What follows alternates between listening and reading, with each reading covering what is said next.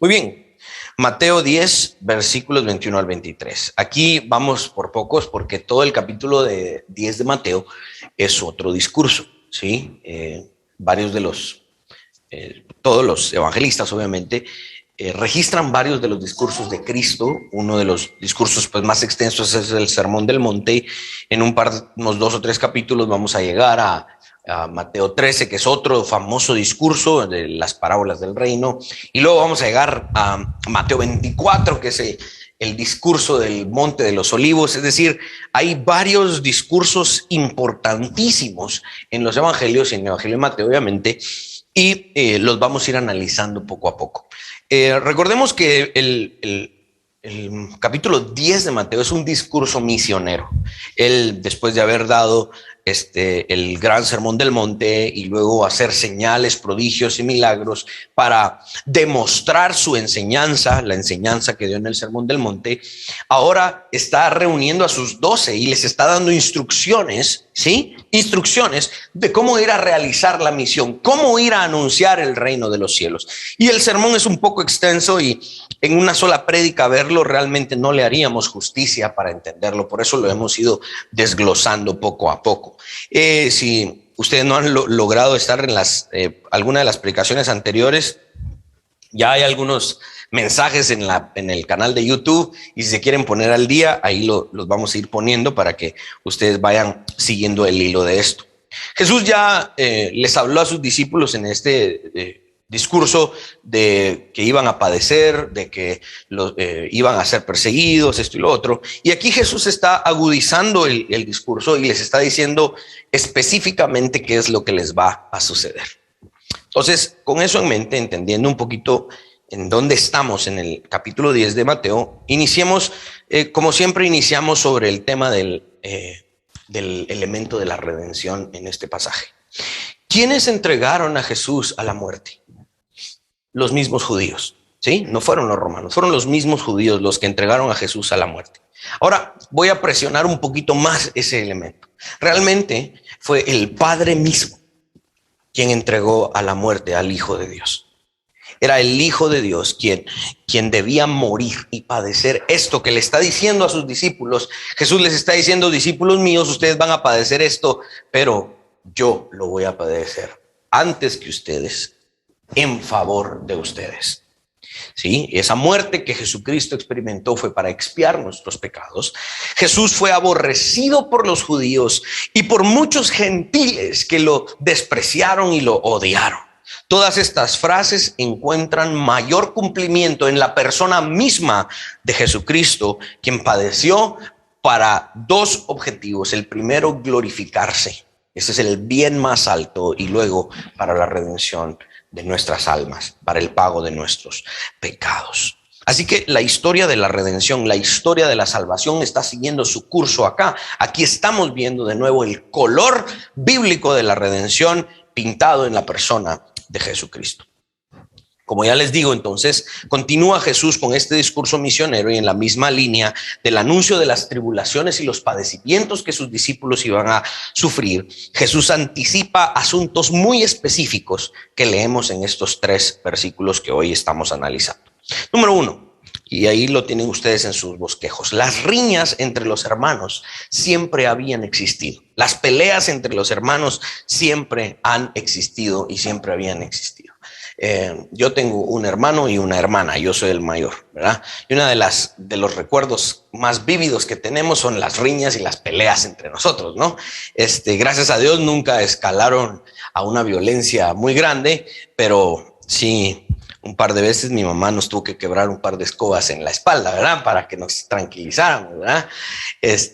Piedras, jalones de pelo, manadas, patadas, qué sé yo. Las riñas, lamentablemente, entre nuestros hermanos existen porque nuestra naturaleza es una naturaleza caída y experimentamos lamentablemente esas riñas. Estas riñas en el primer siglo pues no siempre escalaban al punto de entregar a los hermanos biológicos de sangre a la muerte. Esto entre los hermanos de algún tipo o algún tipo de parentesco o nacionalidad, ¿no? Tal vez no teníamos nada que ver entre nuestras familias, pero nuestra nacionalidad era judía. Generalmente existía ese respaldo, ese cuidado, porque este era un paisano, ¿sí? Por muy bravo, muy enojado que yo estuviera con él, pues tampoco iba a ser tan mala onda para matarlo, pues, a menos que yo realmente fuera un criminal. Pero generalmente eso no sucedía. La primera vez que se registra tal traición y maldades en la Biblia es incluso la escena de Caín y Abel, ¿no? Dios vio con agrado a Abel, dice Génesis 4, tal como vio con agrado a los discípulos de Jesús, ¿sí? Y no vio con agrado a Caín ni a su ofrenda. Y tal como Dios no vio con agrado a los judíos, a la Jerusalén apóstata y a los gentiles que rechazaron al Hijo de Dios.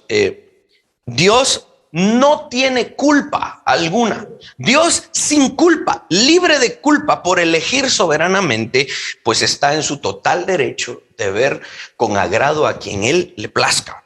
Observa desde su trono que aquellos que no han sido elegidos para salvación responden con odio en contra de Dios y obviamente responden con odio en contra del Hijo de Dios. ¿Cómo se manifiesta este odio? Porque el odio es un asunto interno. El odio es un asunto subjetivo. Yo puedo estar aquí sentado, bien bonito vestido, como ustedes hoy están vestidos y bien bañaditos y planchaditos y sonriendo, ¿qué tal, hermano? Pero allá en el fondo, alguien podría decir, este que está sentado a la par mía lo odio. O sea, no se manifiesta porque es un asunto interno. Sin embargo, esto escaló. Ese odio ya no fue algo solo ahí guardado, oculto a los ojos humanos, sino que se externó en uno de los peores crímenes que la humanidad ha experimentado, y este es el asesinato, tal como Caín asesinó a su hermano Abel. Dice el texto que los hermanos entregarían a los hermanos a la muerte, ¿sí? Muerte del griego, aquí el griego original es thanatos, por eso decimos en Guatemala petatió, no, son bromas, no decimos, pero no, aquí en el griego que se usa es thanatos, que significa muerte física o espiritual, poner en riesgo la vida, pero prácticamente la aniquilación de la personalidad y la separación natural o violenta, ¿sí?, del cuerpo, el cese de la vida en la tierra. Y es básicamente poner en tal peligro que ese peligro ya es muerte segura, ¿sí? Eso era lo que los hermanos estaban haciendo en contra de los hermanos en el primer siglo. Ahora, vamos a ir analizando un poquito más esto. En el pensamiento judío, un judío que traicionaba a otro judío y lo entregaba a los perseguidores gentiles, este era uno de los actos más horrendos que existía entre la comunidad judía. Esta división familiar también se convirtió en parte de las imágenes escatológicas. ¿A qué me refiero?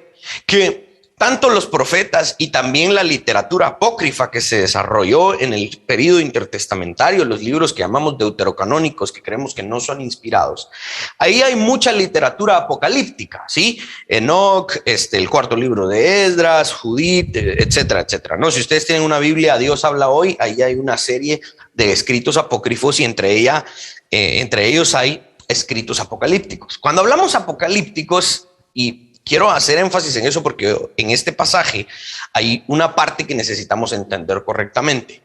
Cuando hablamos en términos apocalípticos o escatológicos, también tiene que ver con el estudio de las últimas cosas. Ok, eso no todos lo entendemos, pero no necesariamente estamos hablando de nuestras últimas cosas hoy los que estamos aquí sentados. Es decir, aquellos que estaban en el primer siglo, ¿sí?, viviendo, ellos tenían una escatología porque habían cosas en su futuro que para nosotros hoy están en nuestro pasado, pero para ellos había algo en el futuro. Y para ellos en su escatología es que en los últimos tiempos iban a suceder estas cosas. Los hermanos iban a entregar a los hermanos a la muerte. Por eso dice que realmente el contexto dice que estas disputas familiares que escalaban al punto de entregar a la muerte a los hermanos eran imágenes escatológicas. El libro de Enoch uno de los escritos de Enoch habla de estas cosas, ¿no?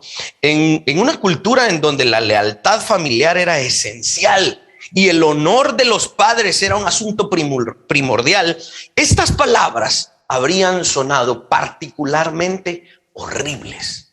Cuando Jesús emite este discurso y dice: discípulos míos, ojo, los hermanos entregarán a los hermanos. Inmediatamente en la mente de los discípulos se encendía una alarma. Oh, Jesús está hablando de los últimos tiempos. ¿A qué se refiere cuando está hablando de los últimos tiempos? Vamos a ir analizando eso, por favor. Síganme, porque si no nos podemos perder aquí en el camino. Cuando el reino de Dios llegara a una familia, el reino de Dios en una familia, en algunas familias, o en muchas del primer siglo, generaría disputas y divisiones. Cualquiera diría: eso es una contradicción. ¿Cómo es posible que el reino de Dios, el mensaje del reino de Dios, genere disputas y divisiones entre las familias?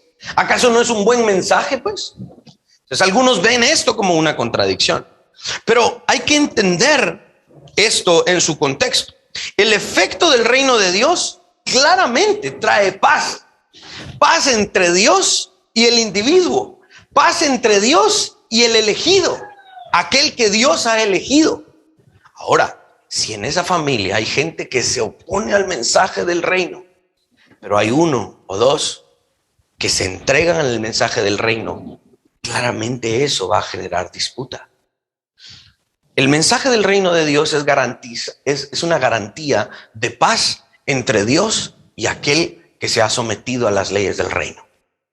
Pero esa paz entre ese individuo y Dios no necesariamente es una paz con los demás. Iban a haber disputas. Esta paz no se asegura entre los miembros de la familia, no necesariamente.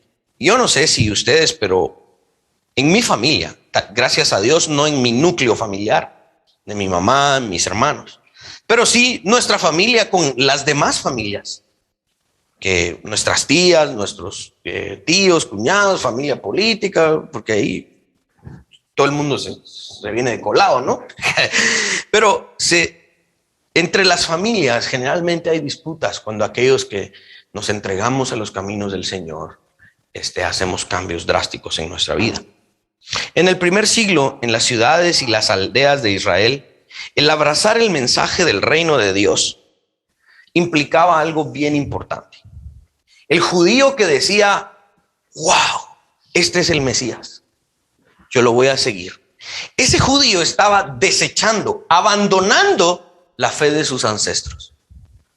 Estaba desechando su judaísmo por abrazar la enseñanza de un nuevo maestro. Cuando un padre de familia, una madre de familia y los hermanos miraban a ¿y vos cómo estás siguiendo a ese Galileo? Entonces venía el joven y decía: papá, mamá, lo siento, yo creo que él es el Mesías. ¿Cómo creen ustedes que se sentían esos padres, esos hermanos? Estás desechando nuestra fe histórica. Estás abandonando lo que nuestros ancestros nos han enseñado. Estás abandonando lo que por siglos hemos creído. Vaya si no, iba a generar una disputa. Y entonces los hermanos ahí iban a empezar a entregar a los hermanos a la muerte. Lo mismo sucedía cuando un padre de familia abandonaba su judaísmo. Habían hijos que se rebelaban y entonces los hijos entregaban a su padre a la muerte. Es decir, traicionaban a sus propios familiares porque estos seguían a Cristo. Y los hijos que decidían permanecer en el judaísmo traicionaban a sus padres que se convertían al cristianismo. Dice el verso 21, los harán morir. Las cosas se ponían muy serias. Esto, algunos teólogos creen que es una referencia a uno de los escritos del profeta Miqueas. Y creo que se los puse en sus notas. Dice Miqueas 7, versículo 6, porque el hijo deshonra al padre y la hija se levanta contra la madre. Bueno, esto generalmente pasa sin la necesidad de estar hablando del reino de Dios, ¿verdad? Generalmente eso sucede. La nuera contra su suegra. Vaya, si no, ¿verdad? Los problemas con la suegra siempre son graves. Y los enemigos del hombre son los de su casa, dice el profeta. Entonces, el mensaje del reino sí es un excelente mensaje, es un mensaje puro, es el anuncio de la salvación, del reino de Cristo, es el mensaje que la humanidad necesita.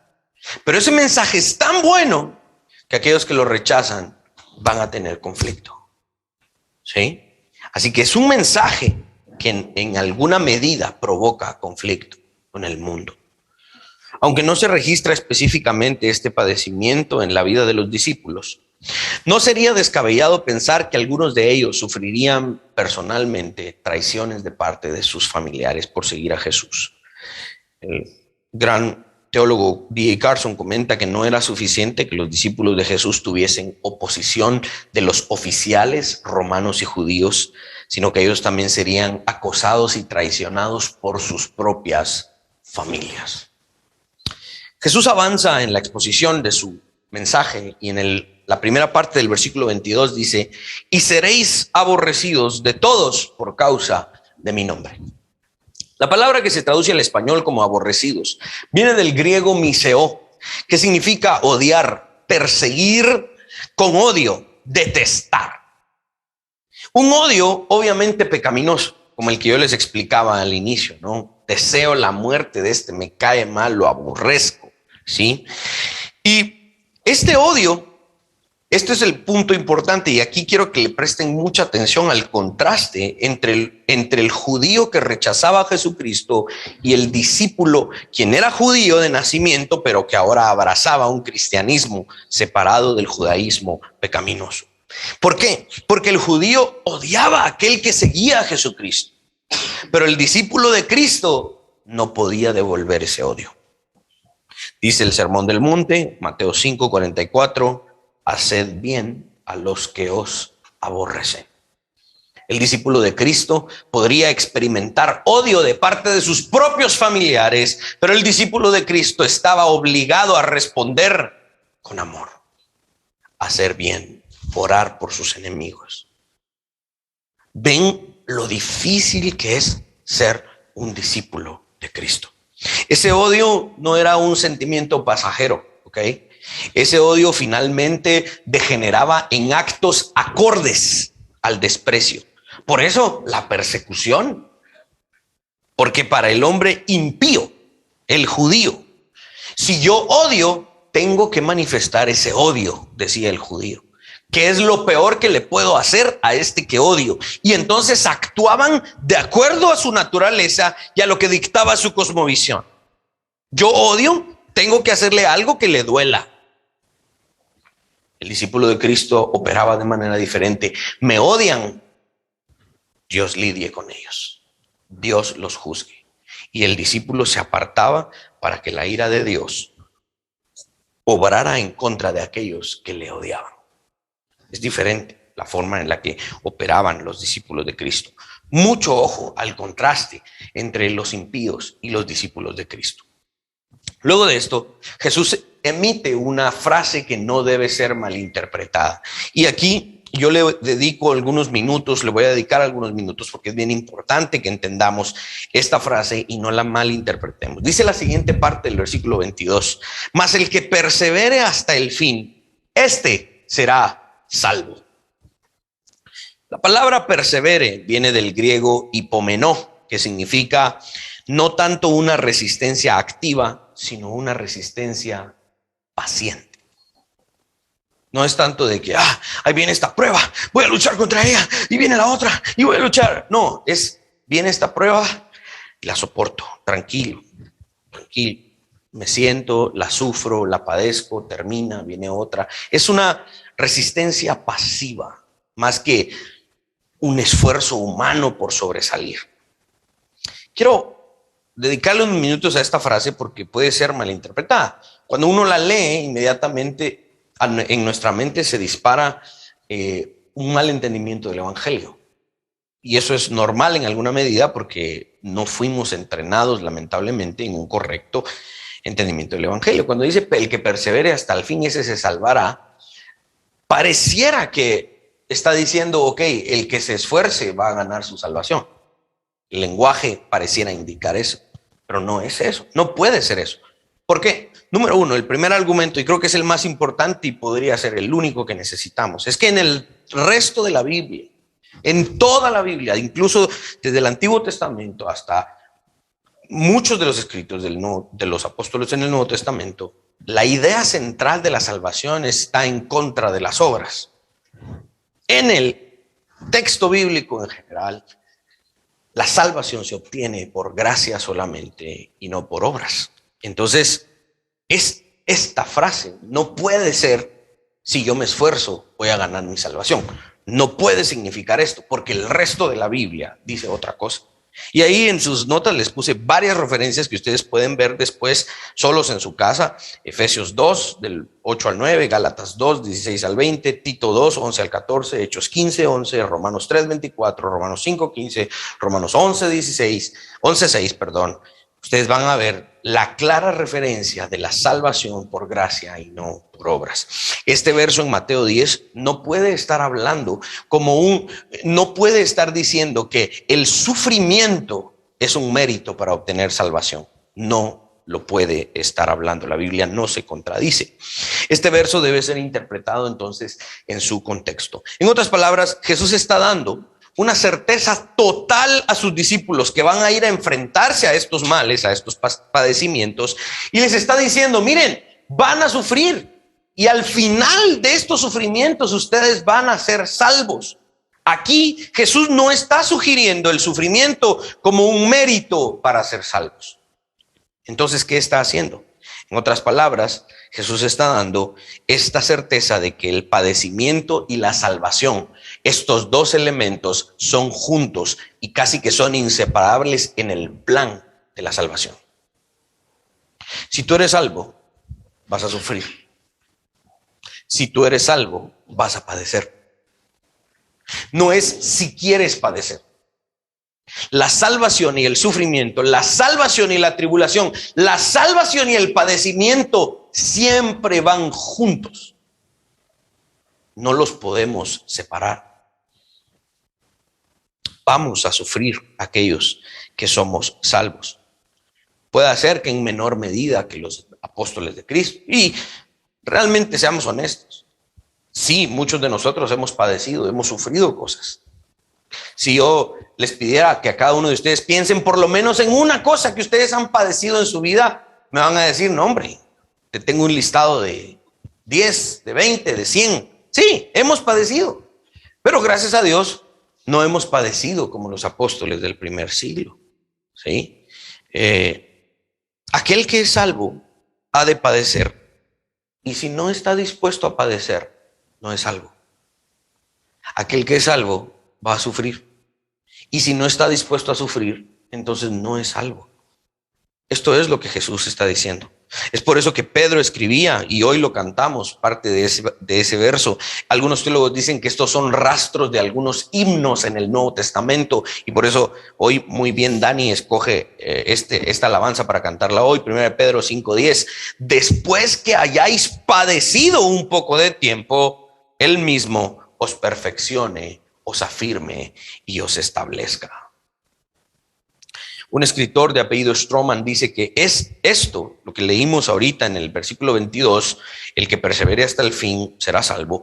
Esto no está diciendo que la persona que trabaje duro para perseverar, ganará su salvación. No, la salvación y la habilidad para perseverar hasta el fin vienen solo por gracia de Dios. Aquel que persevera, persevera por la gracia de Dios y es salvo por la gracia de Dios. No es que el perseverar en las pruebas me otorga mi salvación, sería antibíblico. Esta también podría ser una frase para describir a aquel que verdaderamente es un discípulo, aquel que aprende a padecer, es el que es salvo. No existen cristianos que digan yo soy cristiano para dejar de padecer. No, es para aprender a padecer mejor. John MacArthur escribía que soportar la persecución es el sello distintivo de la salvación genuina. La perseverancia no produce ni protege la salvación, la cual es totalmente obra de la gracia de Dios. Pero la perseverancia es la evidencia de la salvación. Prueba de que una persona es verdaderamente redimida e hija de Dios. ¿Cómo? Por eso esto se conecta con lo que decía Jesús en el Sermón del Monte. Por sus frutos los conoceréis. Ustedes pueden decir, ¿esta persona es realmente salva? Veámoslo en su peor momento, en el momento de mayor tribulación, en el momento de mayor prueba. ¿Cómo se comporta en el momento de mayor sufrimiento? Si se comporta como un salvo, sí pues, este es salvo, porque miren cómo se comporta durante la tribulación.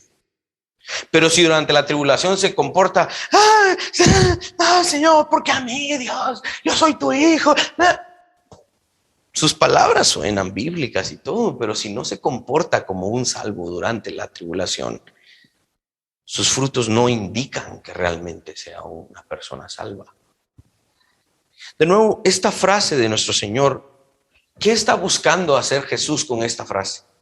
Está buscando proveer certeza a los soldados que están a punto de ir a dar su vida. Es como el discurso del general antes de que el batallón vaya a enfrentar prácticamente la muerte.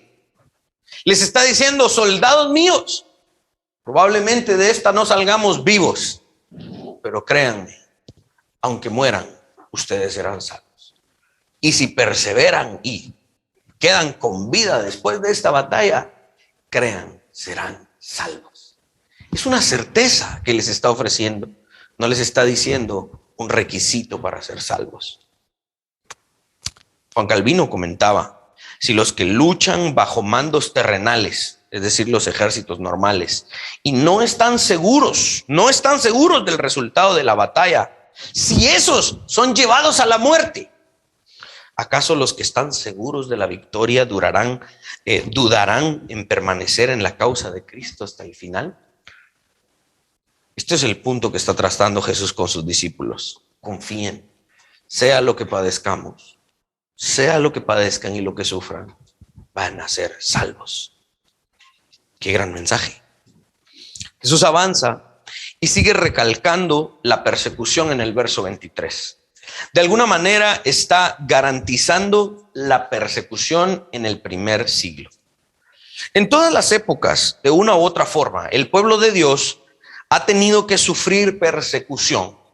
Una historia, o en la historia más temprana, en la historia de la iglesia cristiana, vemos que la iglesia pasó por muchas persecuciones sangrientas. De los siglos subsiguientes a nuestra propia tierra, y en nuestras tierras se puede hacer obviamente el mismo registro. La persecución es la práctica de oprimir a alguien a causa de su religión, su fe o nacionalidad. La persecución en el Nuevo Testamento se registra de varias maneras, de varias formas, y en la vida de varios personajes. Por ejemplo, Herodes Antipas encarceló y ejecutó a Juan el Bautista. Juan el Bautista fue uno de los primeros perseguidos o las primeras víctimas de la persecución en el Nuevo Testamento. Los primeros seguidores de Cristo experimentaron persecución de parte de los gentiles y, de hecho, de parte de los judíos. De hecho, el primer grupo que persiguió a la iglesia fue el judaísmo. Pablo afirma haber sido un perseguidor de la iglesia. Y Pablo, antes de su conversión, era un judío, ¿sí? Muy celoso de su oficio y de su fe. Y antes de unirse al movimiento de Cristo, Pablo mismo fue un perseguidor. En Gálatas 1, versículo 13 podemos ver eso. Como seguidor de Cristo, ahora que se cambió del bando judío al bando cristiano, o fue cambiado, no que se cambió, sino que fue cambiado. Como seguidor de Cristo, Pablo luego de eso afirma haber sido entonces también perseguido por los judíos, los que antes eran sus compañeros, y también por los gentiles. las representaciones en el libro de Hechos reflejan la rivalidad entre los judíos y los cristianos primitivos durante la redacción del libro de los Hechos a fines del siglo I y principios del siglo II después de Cristo. Según gran parte del Nuevo Testamento, la persecución es una prueba de fe que revela la verdadera relación del mundo con el movimiento de Cristo. Así que entendamos algo. Si somos la iglesia de Cristo, nuestra relación con el mundo va a ser de rivalidad. Ellos nos van a buscar perseguir de una u de otra manera. Sí, van a haber momentos en los que se alcanza cierta paz o cierta armonía. Sí, yo tengo derecho a poner mi reggaetón. Pues yo tengo derecho a cantar mis alabanzas, ¿va? O sea, y va, existe alguna medida de relación, pero, o de alguna medida de compartir el buen desarrollo de la ciudadanía. Pero una de las cosas que revela el Nuevo Testamento es que esta rivalidad va a existir. Algunas de las parábolas hablan de eso. La cizaña va creciendo junto con el trigo. La oposición se nos garantiza. Y aquí les puse algunos puntos. Número 1, la persecución de los seguidores de Cristo. La persecución de los seguidores de Cristo es inevitable. Eso lo vamos a padecer. Número 2, soportar la persecución era un testimonio de la fe de una persona y de la verdad del evangelio. Si alguien decía, bueno, soy cristiano, qué buena onda, ¿qué nos toca? Padecer. Basta, bueno. ¿Y cómo padecemos? Aguantemos. O sea que no tengo que sacar la espada y volarle el machete. No, hay que padecer, hay que aguantar. Ok, ese es el verdadero cristiano. Y número 3, hay 4 puntos ahí. Número 3, los seguidores de Cristo perseguidos no debían tomar represalias contra sus perseguidores. No, Cristo no les mandó los persiguieron, ya se acabó la persecución. Va, aprovechen, cuando estén dormidos. No. Jesús no les habló de tomar represalias en contra de sus perseguidores. Y por último, ¿por qué? ¿Por qué no podían tomar represalias en contra de sus perseguidores?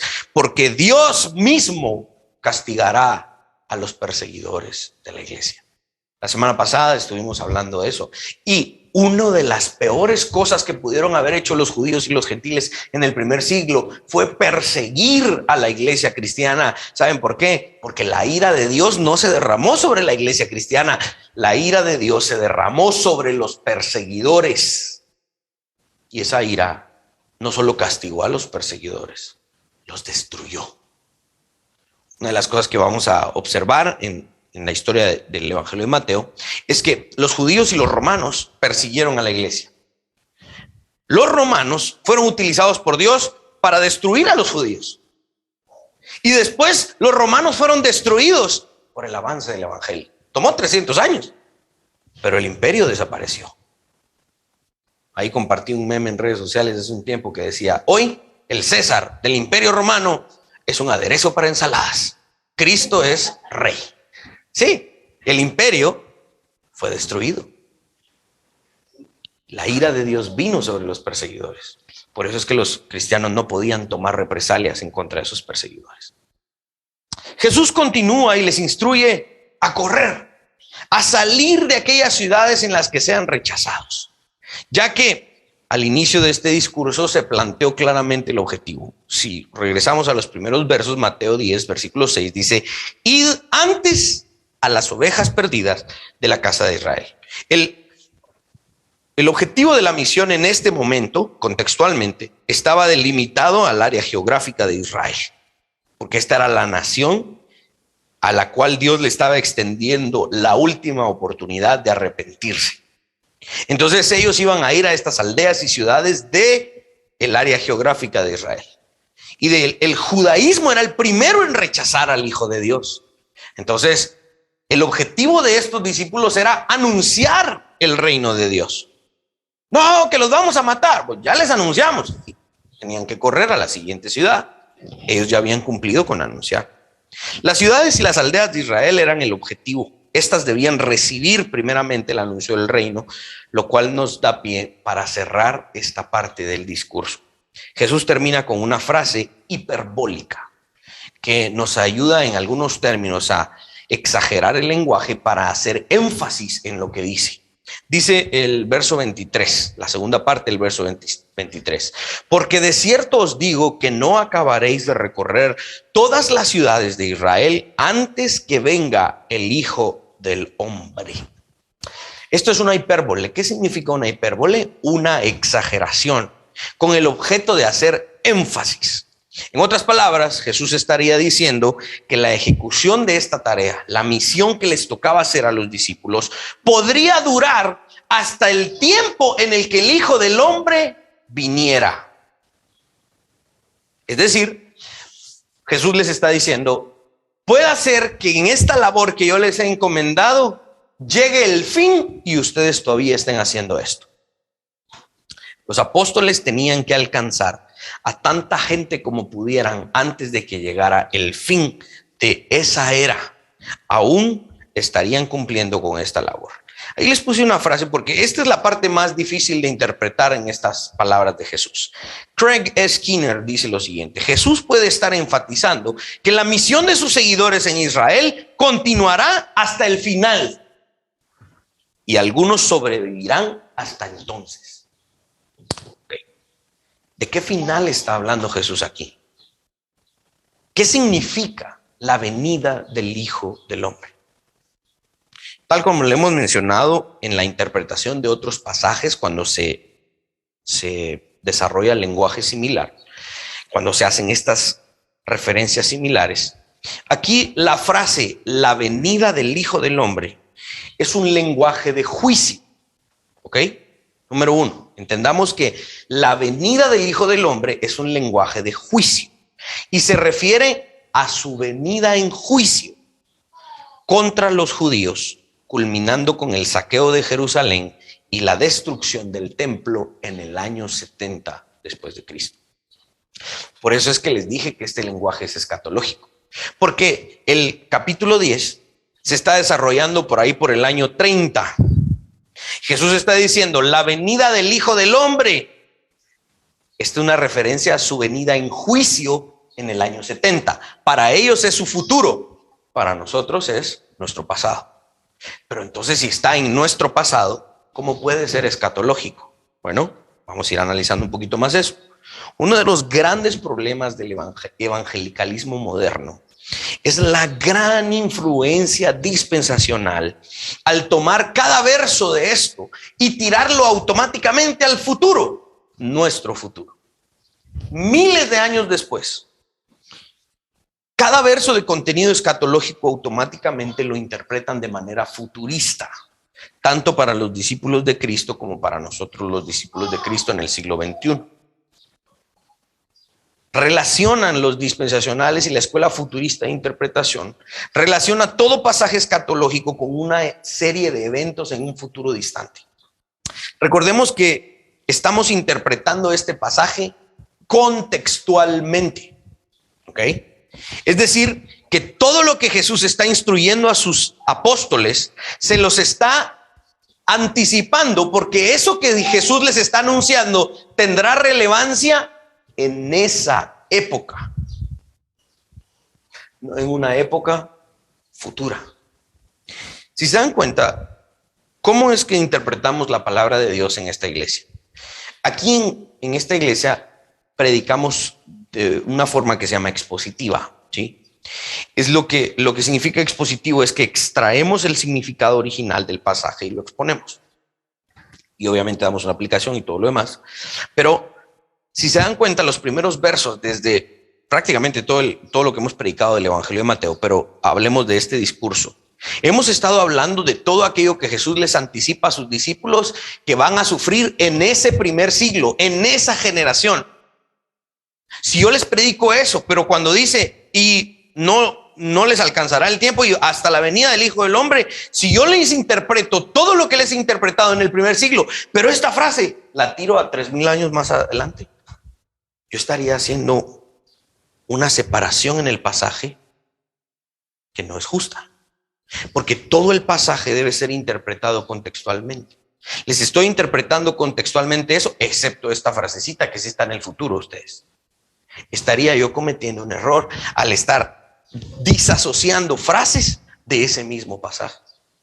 Lo que estamos hablando aquí es que Jesús se está refiriendo a sus discípulos, que los hermanos van a entregar a los hermanos, los hijos se van en contra de los padres en contra de los hijos, serán odiados, serán perseguidos, y la venida del Hijo del Hombre, entonces eso es miles de años después. No, todo eso es en esa generación, en ese momento que ellos están padeciendo.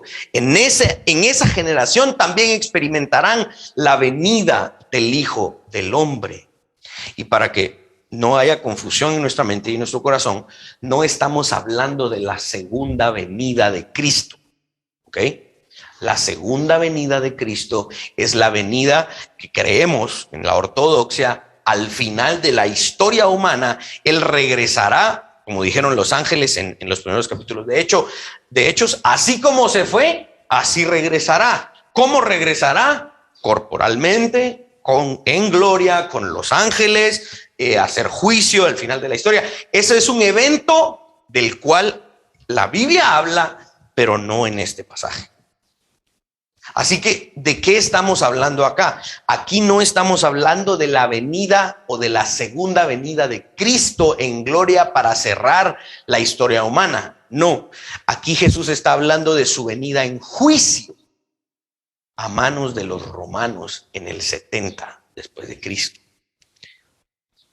La conexión no solo es con el verso 22, también es con los versos 17 que ya leímos en adelante, lo cual relata a los testigos sufrientes de la iglesia en un periodo después del Pentecostés. ¿Cuándo sucedió Pentecostés? 50 días después de la resurrección de Cristo, después de la ascensión de Cristo, en la venida del Espíritu Santo. Entonces se multiplica la iglesia, empieza la persecución, y durante esos siguientes 40 años, antes de llegar al 70, la iglesia es perseguida. Durante un tiempo cuando muchos de los discípulos de Jesús aún estaban atados a la sinagoga. Ellos no habrán terminado de evangelizar las ciudades de Israel antes de que el Hijo del Hombre venga en juicio sobre la nación de Israel. Grandes teólogos han presentado un caso muy convincente de que este es un lenguaje escatológico y al mismo tiempo que ya se cumplió. Y entonces, ¿cómo puede ser escatológico de las últimas cosas, pero ya se cumplió? ¿Qué significa entonces escatológico? Dos cosas son importantes de recalcar ahí y se las puse en sus notas para que ustedes las estudien posteriormente. Número uno, el momento en el que Jesús está dando este discurso, la venida del hombre, la venida del Hijo del Hombre que está profetizando, está en un futuro cercano para su audiencia. ¿Cuál es esa audiencia? Los apóstoles de Jesús en ese momento. Por lo tanto, para ellos está en su futuro. Por lo tanto, es escatológico para ellos. Y esta es la segunda cosa importante, que es escatológico porque es un lenguaje que habla de los últimos tiempos de la era del antiguo pacto. ¿Ok? Entonces, es escatológico porque el antiguo pacto está pronto a desaparecer. El antiguo pacto está pronto a terminar.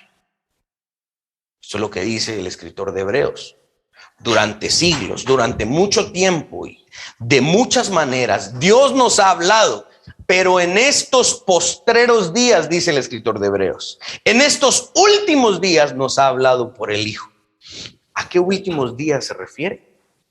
Cuando el Espíritu de Dios viene sobre la iglesia en el primer siglo, Pedro cita a Joel y dice, esto es lo profetizado por el profeta Joel, cuando dijo, en los postreros días derramaré de mi espíritu sobre toda carne. Entonces Pedro estaba hablando de los últimos días. ¿Qué últimos días? Los últimos días del antiguo pacto. Por eso es que es escatológico. Ahora, entonces nosotros ya no tenemos escatología. Claro que sí. Nosotros tenemos una escatología. ¿Cuál es nuestra escatología? ¿Cuáles son nuestros últimos tiempos? Bueno, nuestros últimos tiempos es el avance del reino, la proclamación del evangelio, la segunda venida de Cristo, la resurrección de los muertos, el estado eterno postrero, etcétera. Nosotros en efecto tenemos una escatología. Pero el antiguo pacto también tenía una escatología, porque el antiguo pacto estaba pronto a desaparecer.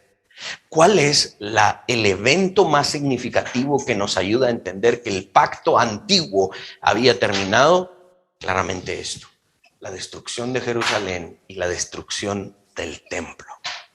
Templo que, dicho sea de paso, no ha sido construido de nuevo. Personalmente yo creo que nunca será otra vez construido. Porque si un templo como el de Israel se vuelve a construir, estaríamos diciendo el sacrificio de Cristo no es suficiente. ¿Cómo sabemos que el antiguo pacto terminó? Porque todo el sistema sacerdotal, todo el sistema de los sacrificios, todo el sistema sacrificial y ritual terminó con la destrucción de Jerusalén. Entonces, cuando Jesús dice, ustedes van a estar haciendo esta labor hasta la venida del Hijo del Hombre, es decir, durante esos 40 años, antes del 70, ellos iban a estar padeciendo esto. Y si ustedes consultan primero la Escritura y luego otros autores fuera de la Escritura que hablan de lo que sucedió en esos 40 años, se van a dar cuenta que esto que Jesús anticipó sucedió. Espero no estarlos haciendo chibolas. Espero que estar de verdad haciendo el caso de que la venida del Hijo del Hombre es un lenguaje de juicio y es escatológico porque es la destrucción del antiguo pacto, cosa que debía suceder para que el nuevo pacto amaneciera. Una vez la ciudad y el templo son destruidos, ya no hay forma de continuar con lo que el antiguo pacto requiere. Por eso es que hoy los judíos, los que se llaman judíos hoy en el siglo XXI, respetan gran parte de lo que dice la ley de Moisés. Pero, por ejemplo, no sacrifican animales porque no tienen dónde sacrificar animales. Respetan el Shabbat, pero no tienen un altar para sacrificar animales. No lo pueden hacer. No hay manera de hacerlo. El experto en escatología, el doctor Gary DeMar, alguien que ha escrito solo de escatología más de 30 libros. Lo tuvimos aquí hace unos años, por la gracia de Dios. Él escribe en un artículo: ¿a quién se está dirigiendo Jesús en Mateo 10:23? Lo que estamos hablando acá. A través de su discurso, Jesús tiene en mente a su audiencia presente. Al igual que en Mateo 24, Jesús usa la segunda persona del plural, tú, ustedes, a lo largo del pasaje para dejar este punto más que claro. No hay nada en estos capítulos que indique que Jesús tiene otra audiencia en mente, además de su audiencia inmediata, sus 12 discípulos. Aquí Israel, en el capítulo 10, dice Gary DeMar, es el Israel de los días de Jesús. Nótese el contexto. Una de mis clases de interpretación bíblica en el seminario, hubo un maestro que hasta nos llegó a caer mal, porque nos empezaba a explicar y decía, el contexto es rey. Si usted está interpretando la palabra, el contexto es rey. Y después nos explicaba que el lenguaje, que los dispositivos literarios, que la estructura del pasaje. Y otra vez, contexto, contexto, contexto, decía. Y explicaba, ¿verdad? Contexto, contexto. Lo aburría a uno, pero tiene razón. Yo estaría predicando mal aquí si les dijera, sí, los discípulos padecieron esto y la venida del Hijo del Hombre. Ah, no, ustedes, eso está miles de años después. No, es el contexto el que tenemos que respetar. La venida del Hijo del Hombre es en esa época. Es la venida en juicio sobre la Jerusalén apóstata. La venida que se está anunciando es la de su juicio, precisamente por haber desechado el mensaje de los profetas y por haber asesinado a los profetas. Y ahora iban a perseguir y a asesinar a los discípulos de Cristo. El primero fue Jacobo, desde una de las partes altas del templo, discutiendo. Algunos creen, algunos de los discípulos tomaron le llamaríamos hoy un bate de madera, ¿no? Pero era un leño con alambre de púas alrededor y le pegaron en la cabeza y lo tiraron como de un edificio de 3 o 4 niveles, porque lo odiaban. Eso era lo que los apóstoles estaban sufriendo en los últimos días del antiguo pacto. Y por eso es que este pasaje hace tanto sentido. Los discípulos fueron a anunciar el reino para decirle a las ciudades de Israel: el juicio se acerca, arrepiéntanse, el Mesías se ha encarnado, está aquí, esta es su última oportunidad. Y los judíos dijeron: no queremos nada con ese tal Jesús. De hecho, que lo crucifiquen, que su sangre caiga sobre nuestras cabezas y la de nuestros hijos. ¿Qué nos importa el Hijo de Dios? Bueno, el año 70 era lo que ellos merecían. Los discípulos hicieron esta labor y el juicio vino sobre ellos. ¿Cómo aplicamos este pasaje? ¿Qué tanto sufrimiento estaríamos dispuestos nosotros a padecer por la causa de nuestro Señor? Preguntémonos. Yo creo que esta es una muy buena pregunta que nosotros nos podemos hacer. Los que estamos casados, hagámosla con nuestro cónyuge. Mira, ¿qué estaríamos dispuestos a sufrir si nos tocara sufrir por Cristo? ¿Qué tanto estaríamos dispuestos nosotros? ¿Estaríamos dispuestos a perder lo que tenemos? ¿Estaríamos dispuestos a que, mira, todo lo que hemos trabajado, hemos ahorrado, hemos hecho, bla, bla, bla, bla, bla? Sí, está bien, todo está bien. ¿Qué pasa si hoy el Hijo de Dios nos dijera: miren, por mi causa voy a requerir que padezcan esto? Esto es bien importante. Aquellos que no tienen todavía el privilegio de casarse, háblenlo con sus papás, háblenlo con algunos otros hermanos de aquí de la iglesia, ¿no?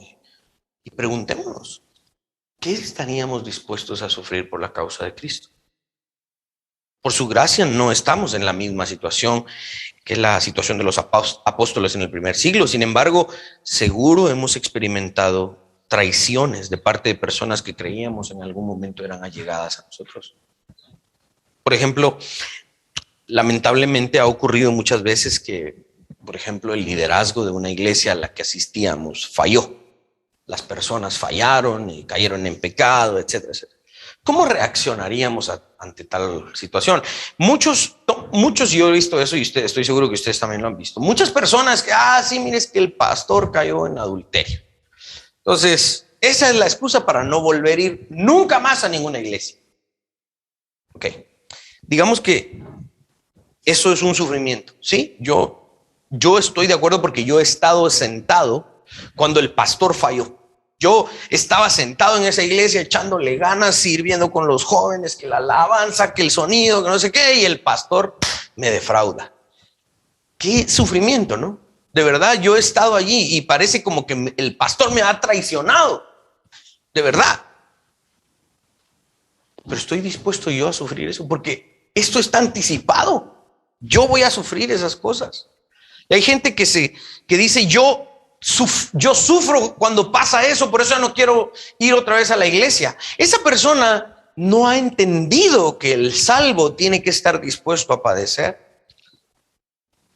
Por eso dice el Nuevo Testamento: puestos los ojos en Jesús, el autor y el consumador de la fe. Pero lamentablemente mucha gente tiene puestos sus ojos en el pastor.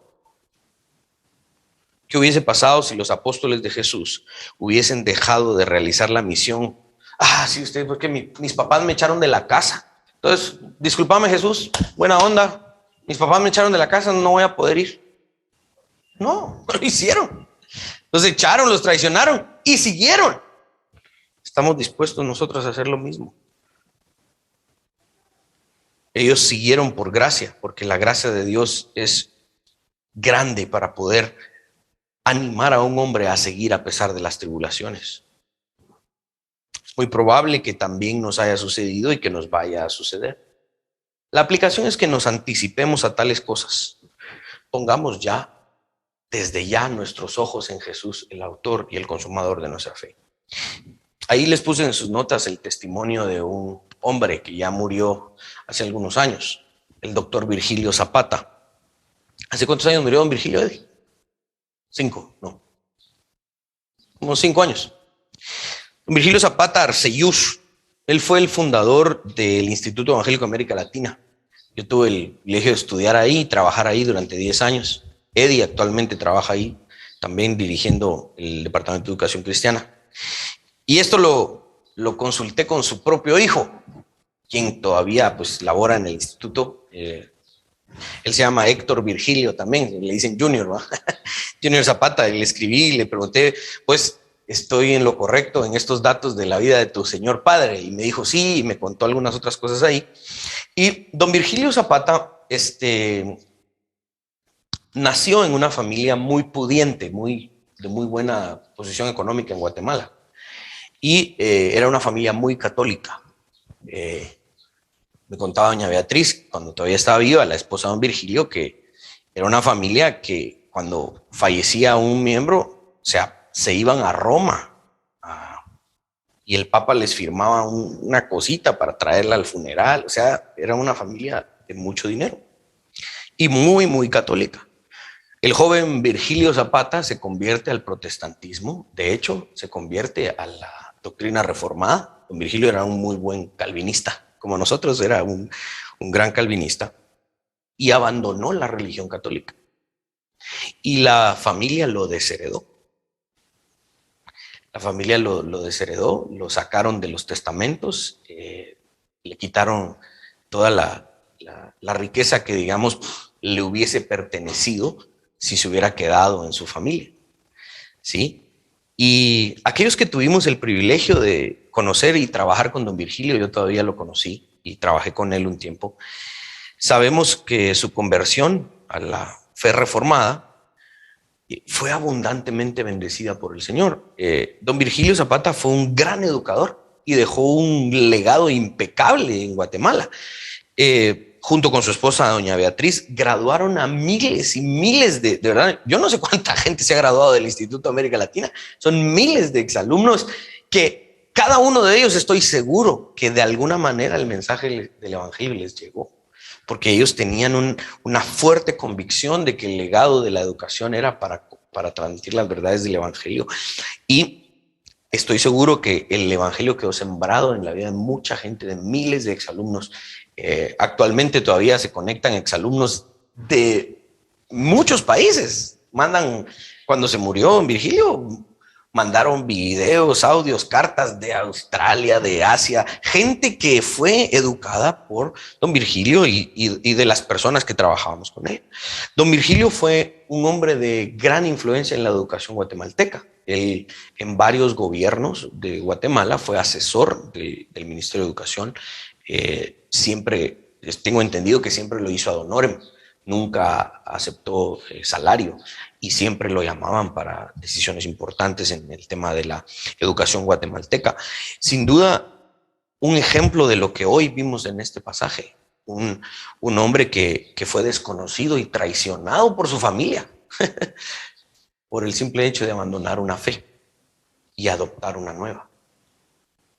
Entonces, creo yo que existen ejemplos contemporáneos que podemos ver y decir, wow, estaríamos dispuestos nosotros a hacer eso. Estaríamos dispuestos a que nuestra familia nos desherede, nos abandone. Si mi familia me deshereda, pues no hay mucho que me desherede, pero me desheredaría. ¿Eh? Estaríamos dispuestos a ser desheredados, desconocidos y traicionados. Por eso, esas son las cosas que tenemos que entender, ¿no? Miren, otra de las aplicaciones que quiero ir terminando es que hemos sido despreciados por personas debido a nuestra fe. Y si no te ha pasado, ten por seguro que te va a pasar. Un verdadero hijo de Dios va a sufrir eso. Y de seguro alguien nos ha tratado de fanáticos, de tontos, por creer en estas fanaticadas de Jesucristo. Y de seguro vamos a sufrirlo. Pero en esos casos simplemente hacemos lo que los discípulos hacían. ¿Qué hacían los discípulos? Los rechazaban en esta ciudad y huían a la otra. Ok, hoy no tenemos que huir de nuestra ciudad porque gracias a Dios pues, tenemos paz en cierta medida. Pero entonces vengo yo y comparto el evangelio con una persona. No, ya empezaste con esas charadas de Jesucristo, yo no quiero saber nada de eso. Ah, bueno, huyo de ese a otro. Salgo de ese incrédulo y voy al siguiente. Y le comparto, y si este también se burla de mí, voy al siguiente. Créanme, va a haber alguno que va a decir, gracias por hablarme, vos tenía ratos de querer preguntarle a alguien sobre esto. ¡Pum! El evangelio, el poder del evangelio. Y debemos anunciar el evangelio a estas personas que no conocen de él. Nosotros hemos de anunciar también el juicio venidero a los incrédulos.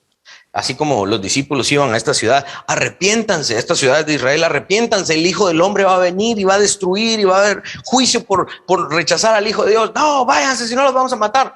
Ya les anunciamos, se van al siguiente. Lo mismo hacemos con el incrédulo. Vos es que sos un fanático, que Jesucristo, no, Jesús a ver si es verdad.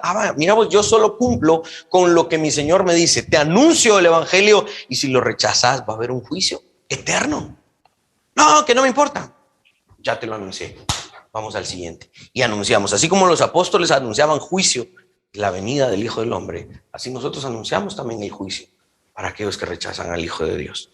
Mis hermanos, que el desprecio de la gente no nos detenga para abrir nuestra boca y evangelizar. Y ustedes se darán cuenta que cada vez que predicamos, hacemos referencia a ello. Pongámonos de pie.